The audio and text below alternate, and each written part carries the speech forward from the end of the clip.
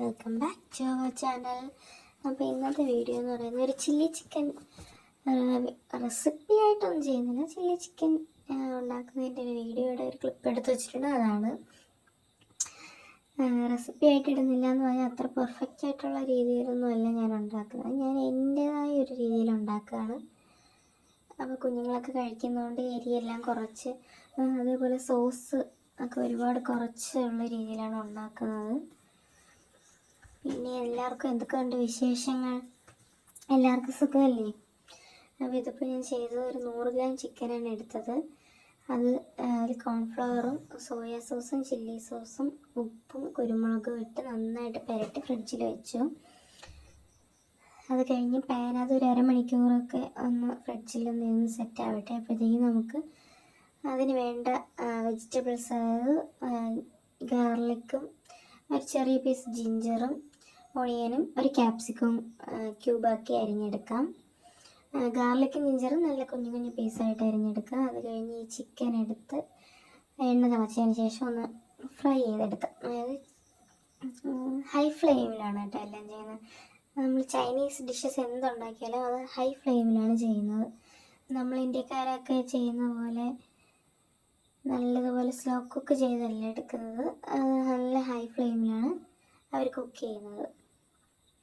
അപ്പോൾ ഈ ചിക്കൻ നന്നായിട്ട് നമുക്കൊന്ന് ഫ്രൈ ചെയ്തെടുക്കാം. അപ്പോഴത്തേക്ക് ഒരു സൈഡ് ഏകദേശമൊക്കെ ഒന്ന് സെറ്റായി വന്നിട്ടുണ്ട്.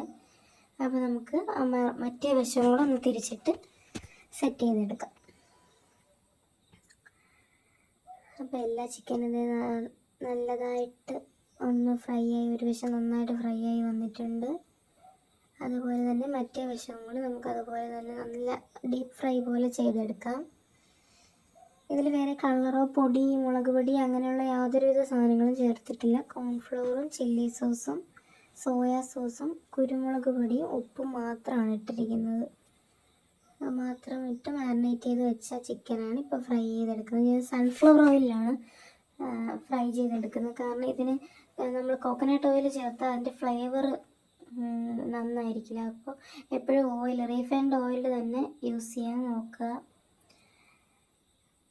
അപ്പോൾ ഇത് നന്നായിട്ട്, അപ്പോൾ ഞാൻ ജസ്റ്റ് ഒന്ന് അടച്ച് വെച്ച് കൊടുത്തു. നന്നായിട്ടൊന്ന് മൂത്ത് വന്നിട്ടുണ്ട്. ഇതിപ്പോൾ മുളക് പൊടിയൊന്നും ചേരാത്തത് കൊണ്ടാണ് കേട്ടോ കളറില്ലാതെ ഇങ്ങനെ ഇരിക്കുന്ന, ഒരു കളറൊന്നും തോന്നിക്കാത്തത്. കുറച്ച് സമയം കൂടെ ഒന്ന് അടച്ച് വെച്ച് വേവിച്ച് വെന്ത്, കാരണം കുഞ്ഞു കുഞ്ഞു പീസായതുകൊണ്ട് പെട്ടെന്ന് വേവും. എങ്കിലും കുറച്ചുകൂടെ ഒന്ന് ഹാർഡായാലല്ലേ ആ കറിയുടെ ആ ഒരു ഇതിൽ കിടന്ന് നല്ല സോഫ്റ്റായി വരും കേട്ടോ. അപ്പോൾ അത് കോരി ഒരു ബൗളിലോട്ട് മാറ്റുകയാണ്. അത് കഴിഞ്ഞിട്ട് ആ എണ്ണയിൽ തന്നെയാണ്, ആ പാൻ മാറ്റണം, അതിൽ തന്നെയാണ് നമ്മൾ ബാക്കി ഇതിനുള്ള സോസ് പ്രിപ്പയർ ചെയ്യുന്നത്. അപ്പോൾ അതിനായിട്ട് ജിഞ്ചർ ഗാർലിക്ക് ചെറുതായിട്ട് അരിഞ്ഞത് നമുക്കൊന്ന് മൂപ്പിച്ചെടുത്തതിന് ശേഷം അതിലേക്ക് നമ്മൾ അരിഞ്ഞ് വെച്ചിരുന്നത് ക്യൂബായിട്ടാണ് കേട്ടോ. ചിക്കൻ ചില്ലിക്ക് നമ്മൾ ക്യൂബായിട്ടാണ് അരിയുന്നത്. അപ്പോൾ ക്യൂബായിട്ട് അരിഞ്ഞ് ക്യാപ്സിക്കവും ഓണിയനും കൂടി ചേർത്തിട്ടുണ്ട്. അത് ചെറിയൊരു വേവായാൽ മതി, ജസ്റ്റ് ഒന്ന് കുക്കായാൽ മതി. പക്ഷെ ഇവിടെ കുഞ്ഞുങ്ങൾ തിന്നത്തില്ല, അപ്പോൾ അവർ കഴിക്കാത്തത് കൊണ്ട് ഞാൻ കുറച്ചുകൂടി ഒന്ന് വേവിക്കുന്നുണ്ട്. ഒരു 5 മിനിറ്റോളം ഒന്ന് ചെറിയ തീയിലിട്ടൊന്ന് വേവിക്കുന്നുണ്ട്. അതിന് ശേഷം അതിലേക്ക് ആദ്യം അതിനാവശ്യമായ ഉപ്പിടണം. അതിൻ്റെ വീഡിയോ ഞാൻ എടുത്തിട്ടില്ല. അതിന് ശേഷം ഞാൻ ഒരു കുറച്ച് അളവും കാര്യങ്ങളൊന്നും പറഞ്ഞതാണ്. ഇതൊരു പെർഫെക്റ്റ് റെസിപ്പി അല്ല. അപ്പോൾ സോയാ സോസും ചില്ലി സോസും കുറച്ചൊരു ശകലം ടൊമാറ്റോ സോസും അതുപോലെ തന്നെ കുറച്ചുകൂടി പെപ്പർ പൗഡറും കൂടെ ആഡ് ചെയ്തിട്ടുണ്ട്. അതിനുശേഷം കോൺ സ്റ്റാർച്ചാണ് ഒഴിക്കുന്നത്. കോൺ സ്റ്റാർച്ച് നമ്മൾ ഓൾറെഡി പ്രിപ്പയർ ചെയ്ത് വെച്ചിട്ടുണ്ട്. അതായത് നമ്മൾ കോൺഫ്ലവറും വെള്ളവും കൂടി മിക്സ് ചെയ്ത് വെച്ചതാണ് കോൺ സ്റ്റാർച്ച്. അപ്പോൾ അത് നന്നായിട്ടൊന്ന് ബോയിലായി വരുമ്പോഴത്തേക്കും എനിക്ക് കുറച്ചുകൂടി ഗ്രേവി വേണമെന്നുള്ളതാണ് കുറച്ചുകൂടി വെള്ളം ആഡ് ചെയ്തത്. കുറച്ചുകൂടെ വെള്ളം ആഡ് ചെയ്ത് അത് നന്നായിട്ട് തിളച്ച് വരുമ്പോൾ നമ്മൾ ഫ്രൈ ചെയ്ത് വെച്ചേക്കുന്ന ചിക്കൻ നമുക്കിതിലോട്ട് ആഡ് ചെയ്ത് കൊടുക്കാം.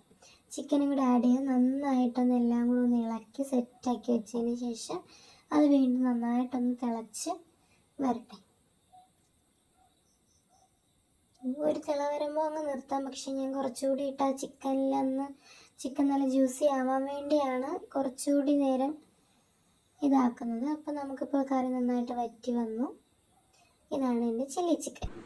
വീഡിയോ കണ്ടുകൊണ്ടിരിക്കുമ്പോൾ തന്നെ അപ്പോൾ എല്ലാവരും ഒന്ന് ലൈക്കും സബ്സ്ക്രൈബും ചെയ്ത് സപ്പോർട്ട് ചെയ്യുക. അപ്പോൾ അടുത്ത വീഡിയോയുമായി പിന്നെ കാണാം. Bye bye.